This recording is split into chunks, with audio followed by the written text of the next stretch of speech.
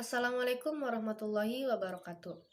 Saya Miftah Hayati dari kelas 11 MIPA 3 SMA Negeri 1 Panti.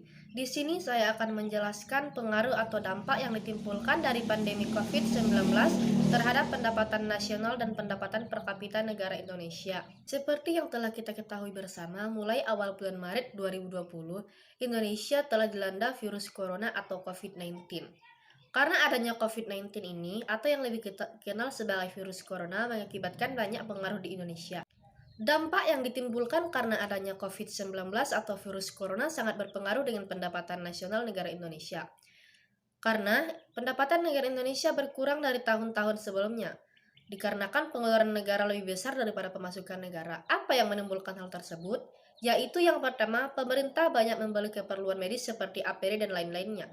Yang kedua, pemerintah menyalurkan dana bantuan untuk masyarakat yang kurang mampu ataupun tidak dapat memenuhi kebutuhan sehari-harinya. Hal ini sangat jelas berpengaruh pada pendapatan nasional akibat virus COVID-19. Dampak langsung pandemi virus corona atau disebut juga dengan COVID-19 telah dapat dirasakan secara global. Lembaga Internasional Dana Moneter Internasional IMF pada awal tahun 2020 mengeluarkan data perkiraan pertumbuhan pendapatan per kapita cenderung positif dari negara-negara anggotanya. Akan tetapi, data proyeksi tersebut berbalik arah dengan adanya pandemi dan mengeluarkan pernyataan bahwa IMF sedang mengantisipasi terpuruknya ekonomi yang lebih buruk dari masa depresi besar, yaitu The Great Depression pada tahun 1930. Pandemi juga telah mengakibatkan ribuan perusahaan tutup atau mengurangi tingkat produksinya. Dampak ikutannya adalah jutaan pekerja di PHK, jutaan yang lainnya dirumahkan, sebagian bahkan tidak digaji. Mobilitas manusia atau jasa berkurang secara drastis karena penerapan social distancing yang diikuti dengan PSBB. Dunia usaha di berbagai bidang sebagai pengguna jasa tidak dapat terpenuhi demandnya karena supply yang berkurang.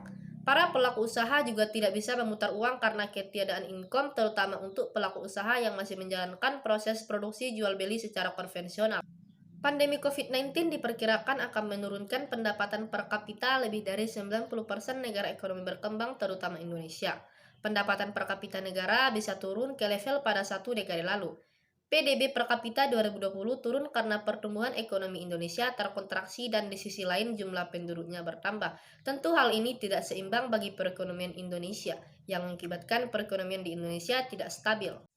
Usaha pemulihan perekonomian di Indonesia bukan hanya menjadi tanggung jawab pemerintah saja, tapi kita sebagai warga negara juga harus ikut serta dalam pemulihan tersebut, yaitu dengan cara melakukan usaha yang bersifat kreatif dan produktif, disiplin protokol kesehatan, dan mengikuti vaksinasi COVID agar pandemi segera berakhir dan perekonomian kita kembali berjalan normal seperti sedia kala. Demikianlah yang dapat saya sampaikan terkait pengaruh atau dampak COVID-19 terhadap perekonomian di Indonesia, terutama kepada pendapatan nasional dan pendapatan per kapita. Salah kata saya mohon maaf. Wassalamualaikum warahmatullahi wabarakatuh.